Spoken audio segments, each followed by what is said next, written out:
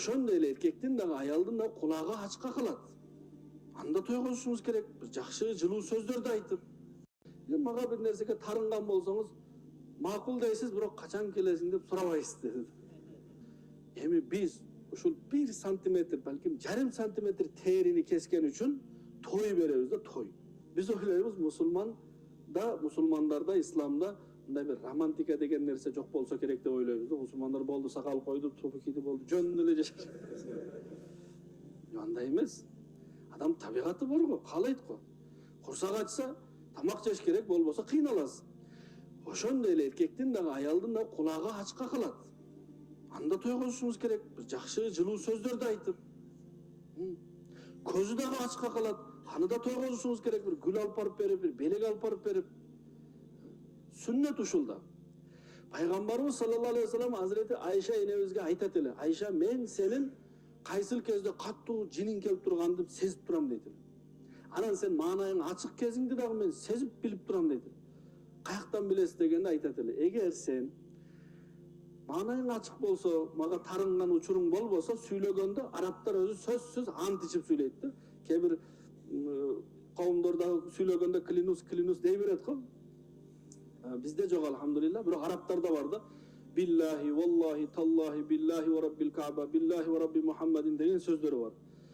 Пайгамбарыбыз айтты, сен настроениң жакшы болгондо деди, сен сүйлөгөндө мынтип сүйлөшүң деди. Billahi ve rabbi Muhammedin, Muhammedдин Алласына ант ичем, Muhammedдин Алласына ант ичем деп сүйлөшүң деди. Эгер качан мага кичине тарынган болсоң, billahi ve rabbil Kaaba, о Каабанын Раббисине ант ичем деп айтасың деди. Мен айтпайсың деди. Пайгамбар алейхиссалам демек аялынын, азважы мутахараттын ар бир аракетине көңүл бурчу экен да. Ал эми Айша энебиз дагы айтты, мен дагы билем деди. Сиз качан мага тарынбай, мындай маанайыңыз ачык болуп, менден разы болгон учурда мен үйгө барайын десем, атам үйүнө бар, атасынын үйү Дуалдын наркы бети да. Хазрат Абу Бакыр радиаллаху анху үйү жакын эле. Атам үйүнө барып келсем болобу десем, сиз макул дейсиз дагы, качан келесиң деп сурайсыз деди. Эгер маанайыңыз ачык болсо, мага бир нерсеге тарынган болсоңуз, макул дейсиз, бирок качан келесиң деп сурабайсыз dedi. Бул романтика эмеспи бул? Сүннөт бул дагы. Ошондуктан туугандар, сүннөт жашоодо тынчтык бар, сүннөт жашоодо берекет бар. Болгону биз ошону үйрөнөлү. Барып сурайлы молдолордон, алымдардан, дамыла мен үйлөнүп жатам, сүннөтүн айтып бериңизчи. Ушундай сүннөттөр бар. Машалла. Biz ошол сүннөттөрдү билбегендигибизден христиандардын сүннөтүн алып алганбыз, закис сыяктуу, жөөттөрдүн сүннөттөрүн алып алганбыз, фата сыяктуу, дагы индустардын сүннөтүн алып алганбыз, отко айлануу сыяктуу. Пайгамбарыбыздын сүннөтү бар го, бир сонун, бир жакшынакай.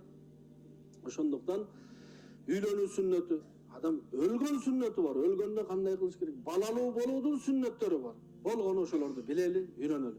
Билбегендик биздин катабыз. Ошону биле турган болсок, не болот? Жашообуз жеңил болот. Экинчиси сүннөт барго арзан. Өтө арзан. Мисалы караңыз, бир бала төрөлдү, сүннөт менен үйгө жетсин, экинчиси сүннөтү жок жетсин. Канча болот? Сүннөт боюнча бир бала төрөлдү, расходту караңыз. Биринчи азан айтыш керек. Аллаху акбар. Азан канча сом? Бесплатный. Азан бесплатный да. Оң кулагына азан айтыш керек, сол кулагына камат айтыш керек. Канча сом? 0. Расход жок. Экинчиси, бала төрөлдү, төрөткөндөргө Алла разы болсун дейсиз дагы. Себеби алар өкмөт айлык берет да аларга. Сиз налог төлөйсүз. Алла разы болсун дейсиз дагы. Алып келесиз үйгө. Үйгө алып келгенден кийин бир таква адамга курма чайнатасыз. Бир уштук курма канча сом? 5 сом. Курманы алып барасыз. Молдоке таква киши чайнап берет, алып келип туруп таңдайына бисмилла деп тийгизип коесуз. Болду, иншалла үмүт бул ошол кишидей таква болот деген үмүт. Бир. Экинчиси, азырга чейин балаңыз үйдө 3 сом расход, 5 сом расход. Чачын кыркасыз. 7 күнгө. Таразыга койсоңуз 1 грамм чыгат. 1 грамм күмүштүн баасы 80 сом. 60 сом азыр. 60 сом. Жана 5 сом менен 65 сом расход. Садака кылдыңыз. Эгер кыз болсо, 7 күндүк же 14 же 21 күндүктө бир кой мүмкүнчүлүк бар болсо. Мүмкүнчүлүк бар дегени, короңузда 15 коюңуз бар, бирөөсүн сойсоңуз кыйналбайсыз.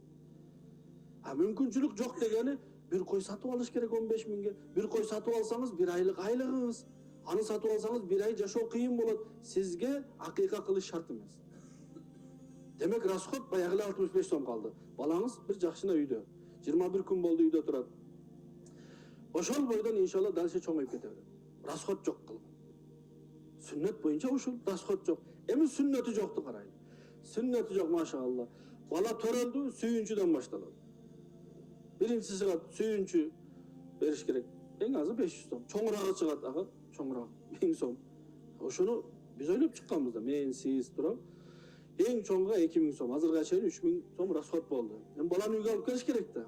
Үйгө алып келгениз, баланы үйгө алып келгенде расходду караңыз эми. Ошол балага бешик той кылыш керек.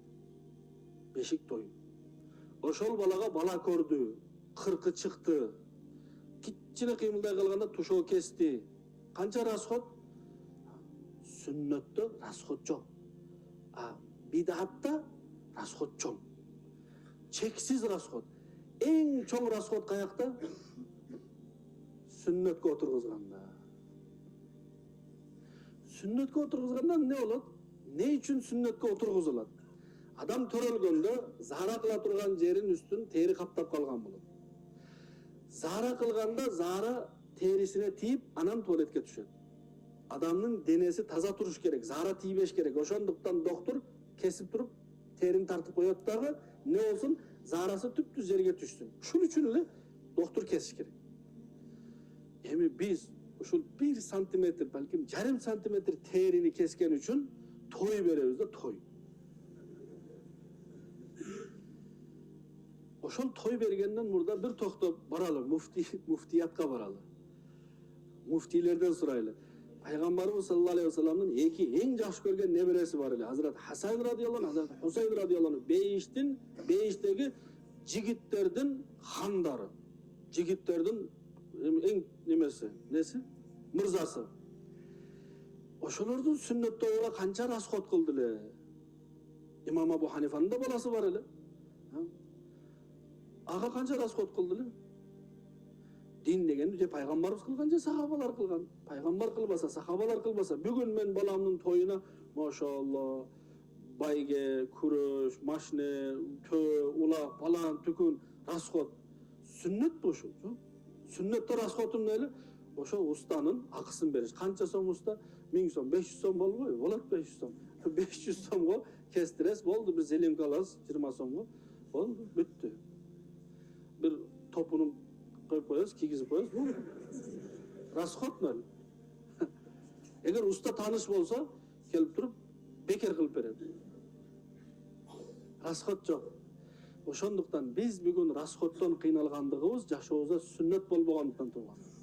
Ачыгын айтайын, сүннөт жок болгондуктан тойдо да расход, жаназада да расход, бирөө төрөлсө да расход, үйлөнсө да расход, балалуу болсо да расход. Биз мындайча айтканда бир банкомат эле болуп калганбыз да. Аллах Таала бизди банкомат кылып жараткан эмес го туугандар. Ошондуктан биздин акчабыз жок. Эмнеге? Кедейлерге, жетимдерге, жесирлерге, мечитке, медресеге, муктаждарга акчабыз жок.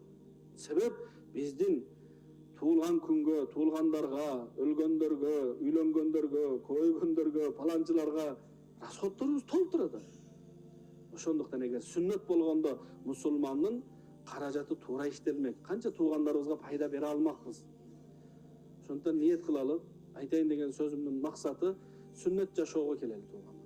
Сүннөт дегени бизде бүгүн сүннөт десе, ушуну сүннөт дейбиз. Сүннөтүм кирдеп калыптыр дейт кээ бирлерчи. Сүннөтүңүз жакшы экен дейт. Бунун аты сүннөт эмес туугандар. Бунун аты да сүннөт эмес. Бунун аты сакал, бунун аты камис, көйнөк. Сүннөт дегени жашоо образдайт.